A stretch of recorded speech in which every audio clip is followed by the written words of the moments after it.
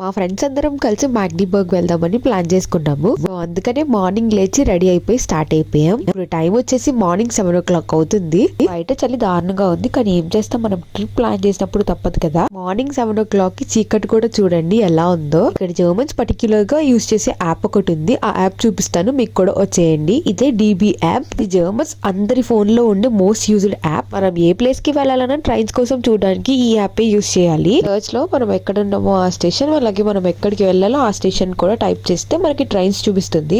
మేము నార్దర్న్ నుంచి మ్యాగ్డీబర్గ్ వెళ్తున్నాము. డైరెక్ట్ ట్రైన్స్ అయితే లేవు, ట్రైన్స్ అయితే చేంజ్ అయ్యి వెళ్ళాలి. ట్రైన్ టు ట్రైన్ చేంజ్ అవడానికి మధ్యలో 6 minute ట్రాన్స్ఫర్ ట్రావెల్ టైం అయితే ఉంది. అంటే మనకి ఒక ట్రైన్ దిగి ఇంకొక ట్రైన్ ఎక్కడానికి 6 minutes అయితే టైం ఉంటుంది. మనకి యాప్ లోనే మన ట్రైన్ దగ్గర ప్లాట్ఫామ్ అనేది మెన్షన్ చేసి ఉంటుంది, లైక్ 11, 12, 6, 10 అనేది. ఇక మన ట్రిప్ వచ్చేసి నార్దర్న్ నుంచి సాంగర్హౌజెన్ వరకు ఒక ట్రైన్ ఉంది, సాంగర్హౌజెన్ నుంచి మ్యాగ్డీబర్గ్ వరకు ట్రైన్ ఉంది.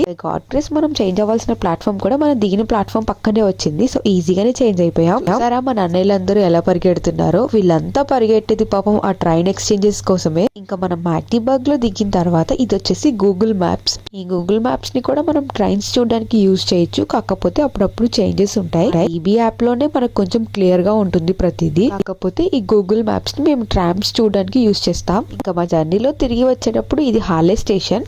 ట్రైన్ చేంజ్ అవడానికి ఇంకా 1 hour టైం ఉంది. సో అందుకని లోపలికి వెళ్ళి సరదాగా చూసాం.